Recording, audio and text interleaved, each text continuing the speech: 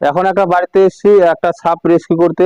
জানি না কি সাপ আছে, দেখতে হবে, কেননা বেশি টাইম লস করা যাবে না, না তো টাইম লস করলে সাপটা বের হয়ে যাবে। আমি দেখি আগে কি সাপ আছে। গোমা সাথে কোনটা? কিছু করতে পারবে, আমি তোকে দেখাচ্ছি। এই হলো সাপের লেজ, হ্যাঁ, এই যে মাথা, এই যে মাথাটা ছোট আছে, দেখছিস? এই যে এই যে এই যে ও, হ্যাঁ হ্যাঁ হ্যাঁ। এখানে যাওয়ার তো কোনো জায়গা নাই।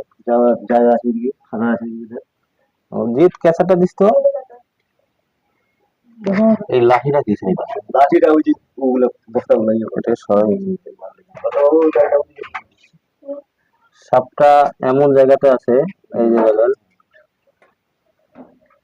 ওই যে সাপটা এটার ভিতরে আছে সাপটা। দেখি এটা লেজটা কই আর। লেজটা ওই যে এখানে বোতলের এখানে করে ওই যে লেজটা না ওই গুটা নিল। আওয়াজ তো হচ্ছে না, ওই সাপটা আছে, ওই সাপটা দেখিনি, সাপটা কেন? সাপটা দেখছি, ওই যে মুখটা ওখানে। মানে এটা ইটা কোথায় আছে তো ওটাই দেখতেছি। মাথাটা চাপে ধরতে পারবে চালে কিছু না, জালে থাকেনি। ঘুরতে নিয়েছিল। আরে ওইটা মাথা দিকে হেরে যাচ্ছে, হেরে যাচ্ছে, মাথা না লেগে হ্যাঁ, ওইটা ওই জঙ্গলটা শুধু এখানে নিয়ে উপরে আছে, ওটা বেগে আছে, বেগে। হ্যাঁ, কি এটা? ভেবে আছে তো ওটা হুম হুম। টানি নিয়ে এদিকে।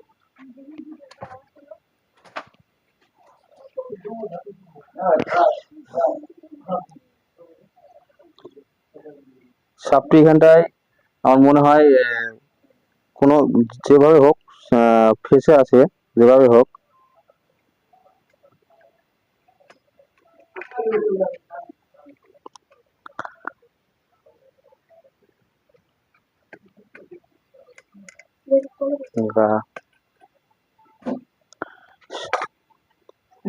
সাড়ে তিন না আছে, ওটা কি করে?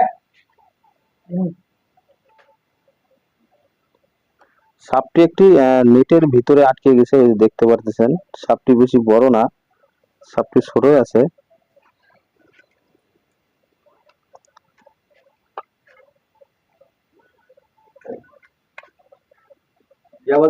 ছাড়িয়ে দিবি।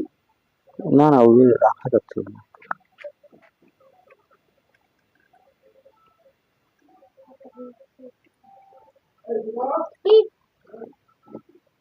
ওই যে, হ্যাঁ, আমি তো ভাবছি তুই ভালো করে ধর, ওটা সুদ দেখবে টাইনি দিবি নিয়ে কাটতে হবে যে, না কি এটা? কাটবি দিয়ে কাটবি। জলের মধ্যেই তো আছে সব। হুম হুম। উঠবে, দেখো তো।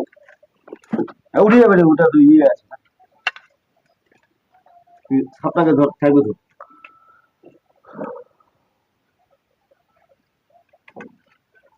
মাথাটা তুই ধর, আর ওইটা গাছ সুদ দিয়ে দিয়ে টাইনি নিয়ে, তাহলে সুবিধা হবে।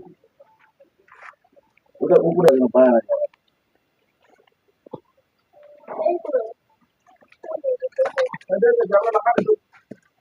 দাদা দাদা।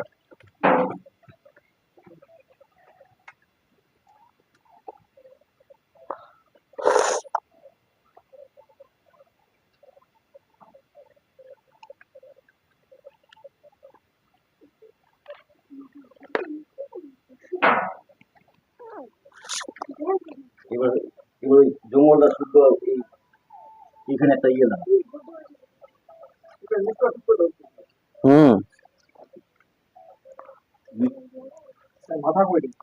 মাথায় তো ভিজিস বেশটা ধর তুই তেলে জঙ্গল কাটে না দেখ। হুম।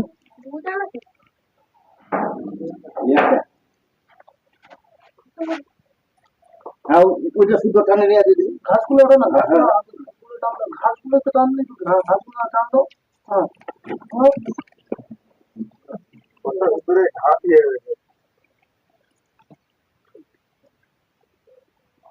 এসে গেছে পুরো দেখ কাটে দিয়ে আমি এগুলা দেখ কাটে দেবো ধরে রাখিস আমি ধরেছি।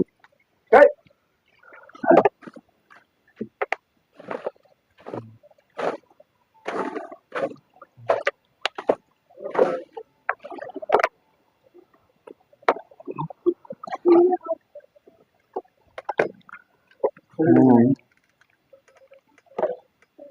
ওই যে মাথা মাথা ওইদিকে এদিকে, এই যে চলে যাচ্ছে দেখো এই বেরোবে বেরোবে মাথাটা বেরোবে বাড়া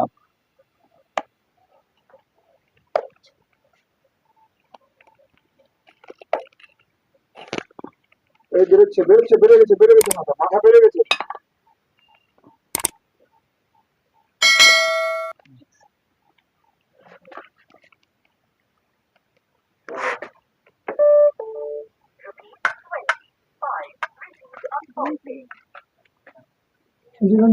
হুম।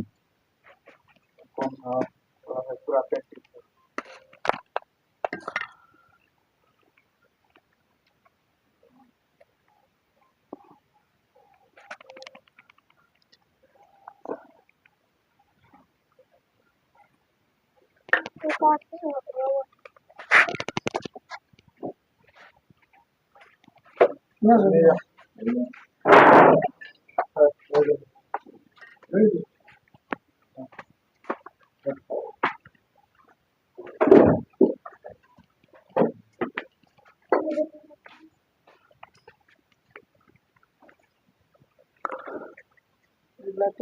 কোথায় ছিল বলতো সাতটায়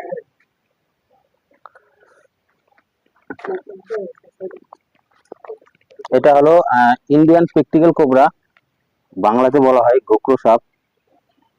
সাপটা সম্ভবত কিছু খেয়েছে এখানটায়, হয়তো ব্যাঙ হোক ইঁদুর হোক। ও মানে এমন জায়গা ফেসে গেছিল, আমাকে মানে ধরতে একটু অসুবিধা হয়েছে। একটা জালের ভিতরে নেট ছিল, নেটের ভিতরে আটকে গেছিল সাপটি। দেখেন এটা মনে হয় কিছু খাবার পরে ওখানে খাবার সন্ধানে ঢুকছিল, ঢোকার পরে ওখানটা ফেসে গেছে। যাক সাপটাকে উদ্ধার করে নিছি, আমি রেস্কিউ করে নিছি। এখন এটাকে নিয়ে যায় ফরেস্টে ছেড়ে দিব কালকে। আজকে তো হবে না, আজকে অনেক রাত হয়ে যাচ্ছে। আর ফরেস্ট মানে এখন রাত্রে যাওয়া ঠিক হবে না। এটা হলো ইন্ডিয়ান স্পেকটিক্যাল কোবরা। দেখেন কিভাবে ফোন ওরা উঠাচ্ছে, আপনারা ভালো করে দেখেন। সাপটি সাপটি বেশি বড় না, ছোট সাইজেরই, তাও আড়াই আড়াই ফুট হয়ে যাবে। সাপটাকে এখন একটা ডিব্বাতে প্যাক করে দেবো। এই সাপ কাউকে কামড় দিলে আপনারা কখনোই ওঝার কাছে যাবেন না। কামড় দিলে যত তাড়াতাড়ি পারবেন আপনারা হাসপাতালে যাওয়ার চেষ্টা করবেন। কেন এই সাপে কামড় দিলে 40 থেকে 50 মিনিটের ভিতরে কিন্তু আপনাকে হাসপাতালে যেতে হবে। কেন হাসপাতালে না গেলে আপনারা যদি অযথা ওঝার কাছে যান, কিন্তু আপনারা বাঁচতে পারবেন না। 40-50 মিনিটের ভিতরে যদি হাসপাতালে যান, আপনারা কিন্তু বেঁচে যাবেন। আর তাই সবার কাছে হাত জোর করে বলছি যে আপনারা কখনোই ওঝার কাছে যাবেন না, তন্ত্র মন্ত্র চক্রে পড়বেন না।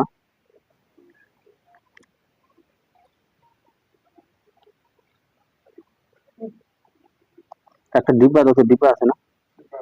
আরে ডিব্বা দাও।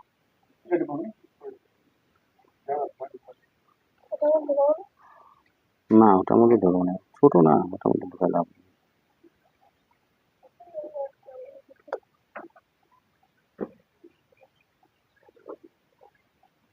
দেখেন এটা হলো ইন্ডিয়ান স্পেকটিক্যাল কোবরা, বাংলাতে বলা হয় গোকরো সাপ। সাপটিকে আমি এখন প্যাক করে নেবো।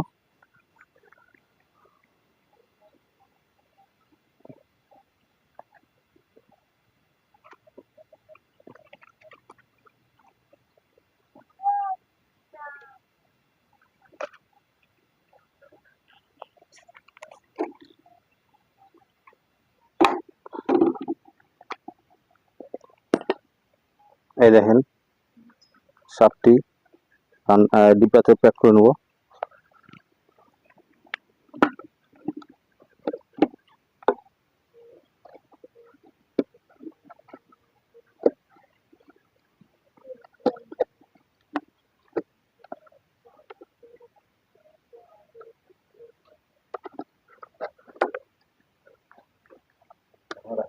ডিপারে দিচ্ছে যে আমার ওই মুখটা মারাতে এই পাশতে ওই পাশতে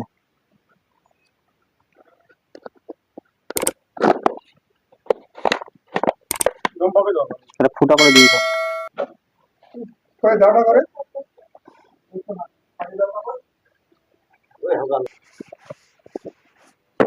নে ফুটা কর।